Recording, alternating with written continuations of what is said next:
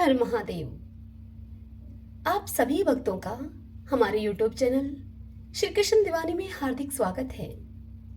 आज मैं आपके समक्ष सोमवार व्रत करने की विधि और सोमवार व्रत की कथा प्रस्तुत कर रही हूँ। आशा करती हूँ कि आपको यह कथा अवश्य पसंद आएगी। यदि ऐसा हो तो इस वीडियो को आप लाइक करें और कमेंट बॉक्स में हर हर महादेव लिखना मत भूलिएगा। तो आइए सुनते हैं सोमवार व्रत की कथा और जानते हैं सोमवार व्रत की विधि। सोमवार का व्रत साधारण रूप से दिन के तीसरे पहर तक होता है। व्रत में फलाहार या पारायण का कोई खास नियम तो होता नहीं है, किंतु यह आवश्यक है कि दिन रात में केवल एक ही समय भोजन करें। सोमवार के व्रत में शिवजी पार्वती जी का पूजन करना चाहिए। सोमवार के व्रत 3 प्रकार के होते हैं: साधारण सोमवार, सौम्य प्रदोष और 16 सोमवार। विधि तीनों की एक जैसी है। शिव पूजन के बाद कथा सुननी चाहिए। साधारण सोमवार, सौम्य प्रदोष व्रत और 16 सोमवार, इन तीनों की कथाएं अलग अलग हैं। तो आइए आज सुनते हैं हम सोमवार व्रत की कथा। सभी बोलिए शंकर भगवान की जय, माता पार्वती की जय, शंकर परिवार की जय। एक बहुत ही धनवान साहूकार था जिसके घर में अन्न धन आदि की किसी प्रकार की कोई कमी नहीं थी, परंतु उसको एक दुख था कि उसके कोई पुत्र नहीं था। वह साहूकार इसी चिंता में दिन रात रहा करता था।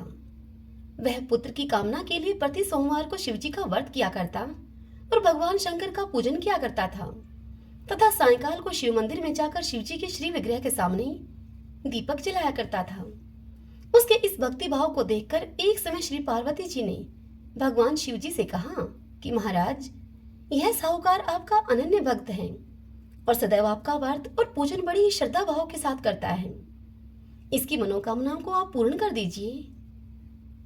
तब शिवजी ने कहा कि हे पार्वती, यह संसार कर्म क्षेत्र है।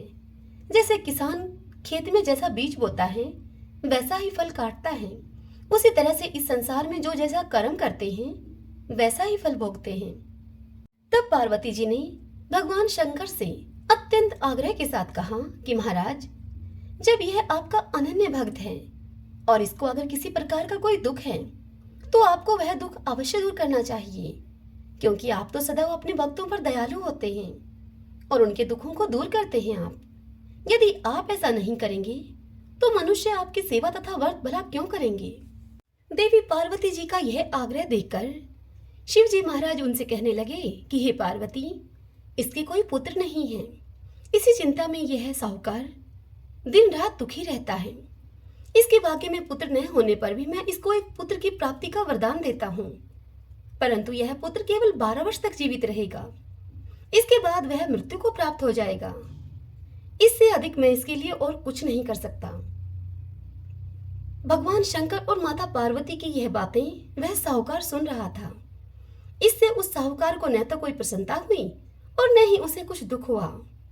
वह पहले जैसा ही शिवजी महाराज जी का व्रत और पूजन को करता रहा। कुछ काल व्यतीत हो जाने पर साहूकार की स्त्री गर्भवती हुई और फिर 10वें महीने में साहूकार की स्त्री के गर्भ से एक अति ही सुंदर पुत्र की प्राप्ति हुई साहूकार को। साहूकार के घर में बहुत ही खुशियां मनाई गई, परंतु साहूकार ने उसकी आयु केवल 12 वर्ष की जानकर कोई अधिक प्रसन्नता प्रकट नहीं की और न ही किसी को यह भेद ही बताया। जब वह बालक 11 वर्ष का हो गया तो उस बालक की माता ने उसके पिता से उसके विवाह आदि के लिए कहा।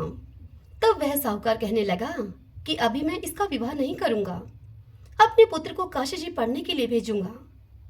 फिर साहूकार ने अपने साले को बुलाकर उसको बहुत सा धन देकर कहा कि तुम इस बालक को काशी जी पढ़ने के लिए लेकर जाओ और रास्ते में जिस स्थान पर भी जाओ यज्ञ करते हुए ब्राह्मणों को भोजन कराते हुए जाना। फिर वे दोनों मामा भांजे यज्ञ करते और ब्राह्मणों को भोजन कराते हुए जा ही रहे थे कि रास्ते में एक शहर पड़ा।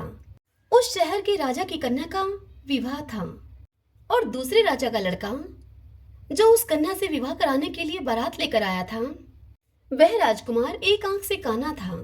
उसके पिता को इस बात की बड़ी ही चिंता थी कि कहीं वर को देखकर कन्या के माता पिता विवाह में किसी प्रकार की अड़चन न पैदा कर दें।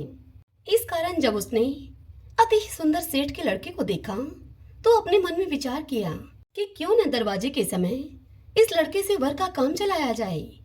ऐसा विचार करके वर के पिता ने उस लड़के के मामा से बात की तो उस लड़के के मामा राजी हो गए। फिर उस लड़के को वर के कपड़े पहनाकर घोड़ी पर चढ़ाकर दरवाजे पर लेकर गए और सब कार्य प्रसन्नता से पूर्ण हो गए।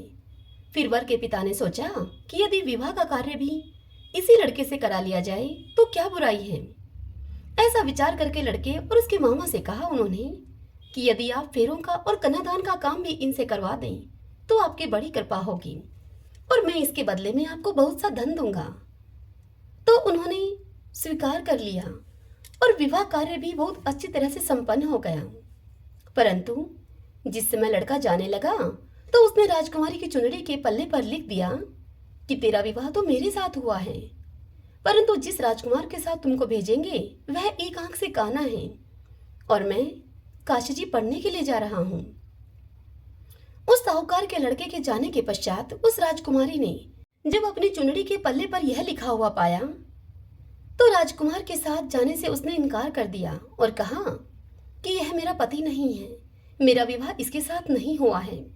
जिसके साथ मेरा विवाह हुआ है वह तो काशी जी पढ़ने के लिए गए हैं। राजकुमारी के माता पिता ने अपनी कन्या को विदा नहीं किया और बारात अब वापस चली गई। उधर सेठ का लड़का और उसका मामा काशी जी पहुंच गए। वहां जाकर उन्होंने यज्ञ करना और लड़के ने पढ़ना शुरू कर दिया। जब लड़के की आयु 12 साल की हो गई उस दिन उन्होंने यज्ञ रच रखा था। एकाएक ही लड़का कहने लगा कि मामा जी आज मेरी तबीयत कुछ ठीक नहीं है। तब उस लड़के के मामा ने कहा कि बेटा अंदर जाके तुम सो जाओ। लड़का अब अंदर जाकर सो गया और थोड़ी ही देर बाद उस लड़के के प्राण पखेरु उड़ गए। जब उसके मामा ने अंदर आकर देखा तब उसके मामा ने क्या देखा कि वह लड़का तो मुर्दा पड़ा था। यह देखकर उसके मामा को बड़ा ही दुख हुआ और उसने सोचा कि अगर मैं अभी से रोना पीटना मचा दूंगा तो यज्ञ का कार्य अधूरा ही रह जाएगा। अतः उसके मामा ने सब्र धारण करते हुए जल्दी से यज्ञ का कार्य समाप्त करके ब्राह्मणों के जाने के बाद रोना पीटना आरंभ कर दिया। संयोगवश उसी समय शिव पार्वती जी उधर से जा रहे थे। जब उन्होंने जोर जोर से रोने की आवाज सुनी तो पार्वती जी कहने लगी कि महाराज कोई दुखिया रो रहा है, इसके कष्ट आप दूर कीजिए। जब शिव पार्वती जी ने पास आकर देखा तो वहां पर एक लड़का मुर्दा पड़ा था। यह देखकर पार्वती जी भगवान शंकर से बोली कि महाराज यह तो उसी सेठ का लड़का है जो आपके वरदान से पैदा हुआ था। तब शिव जी कहने लगे कि हे पार्वती इसकी आयु इतनी ही थी सो यह भोग चुका है। तब पार्वती जी कहने लगी कि महाराज इस बालक को और आयु दो, नहीं तो इसके माता पिता तड़प तड़प कर मर जाएंगे। पार्वती जी के बार बार आग्रह करने पर शिव जी ने उस लड़के को जीवन वरदान दिया और शिवजी महाराज की कृपा से लड़का पुनः जीवित हो गया। शिव पार्वती जी अब कैलाश पर्वत पर चले गए। तब वह लड़का और मामा उसी प्रकार से यज्ञ करते ब्राह्मणों को भोजन कराकर अपने घर की ओर चल पड़े। रास्ते में वह उसी शहर में आए जहां पर कि उसका विवाह हुआ था। वहां आकर उन्होंने यज्ञ आरंभ कर दिया तो उस लड़के के ससुर ने उनको पहचान लिया और अपने महल में ले जाकर बड़ी ही उनकी खातिरदारी की। साथ ही बहुत सी दास दासियों के सहित आदरपूर्वक अपनी लड़की और अपने जमाई को विदा किया। जब वह अपने शहर के निकट आए तो उस लड़के के मामा ने उस लड़के से कहा कि बेटा मैं पहले तुम्हारे घर जाकर खबर देकर आता हूँ। और यह कहकर उस लड़के का मामा चल पड़ा। जब वह मामा घर पहुंचा तब उस लड़के के माता पिता अपने घर की छत पर चढ़े बैठे थे और उन्होंने यह प्रण कर रखा था कि यदि हमारा पुत्र कुशल लौट कर आया तो हम राजी खुशी नीचे आ जाएंगे और नहीं तो फिर हम छत से गिरकर अपने प्राण खो देंगे। इतने में ही उस लड़के के मामा ने आकर यह समाचार उनको सुनाया कि आपका पुत्र आ गया है। मामा की इस बात को सुनकर उनको विश्वास ही नहीं हुआ।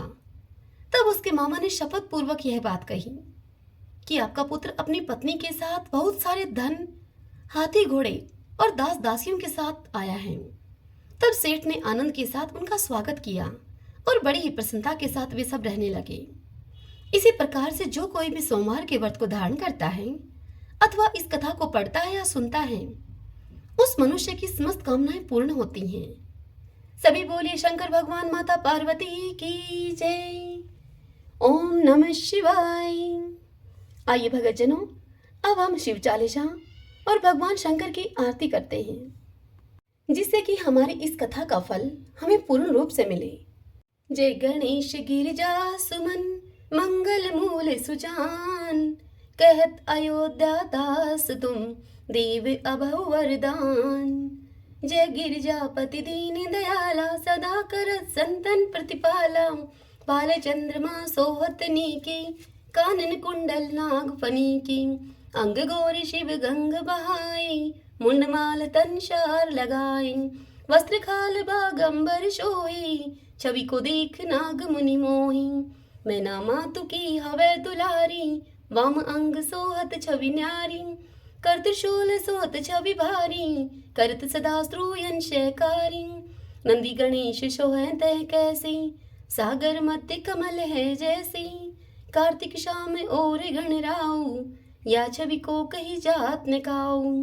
देवन जब ही जाए पुकारा, तब दुख प्रभु जी आप निवारा। किया उपद्रव तारक भारी, देवन सब मिली तुम्हें जुहारी। तुरत षडानन आप पठायऊ, लव निमेष में मारी गिरायऊ। आप जलंधर असुर सहारा, सुयश तुम्हारा विदित संसारा। त्रिपुरासुर सन युद्ध मचाई, तब कृपा कर प्रभु लीन बचाई। किया तप ही भगीरथ भारी, पूर्व प्रतिज्ञा ताशु पुरारी। दानिन में तुम सम को नाही, सेवक स्तुति करत सदाही। वेद माही महिमा तुम गाई, अकत अनादि भेद न पाई। प्रगति उतति मथन में ज्वाला, जरत सरासुर बहे बिहाला। किनि दया तय करी सहाय, नीलकंठ तब नाम कहाई। पूजन रामचंद्र जब कीना, जीत के लंक विभीषण दीन्हा। शेष कमल में हो रहे धारी, किन परीक्षा तब ही पुरारी। एक कमल प्रभु राखे जोई, कमल नयन पूजन जय सोई। कठिन भक्ति देखी प्रभु शंकर, भय प्रसन्न ये इच्छित वर। जय जय जय अनंत अविनाशी, करत कृपा सबके घटवासी। दुष्ट सकल नित मोहि सतावई, भ्रमत रहो मोहि चैन न आवई। त्राहि त्राहि मैं नाथ पुकारो, यह अवसर मोहि आन उबारो। लै त्रिशूल स्त्रुवन को मारो, संकट से मोहि आन उबारो। माता पिता भ्राता सब कोई, संकट में पूछत नहीं कोई।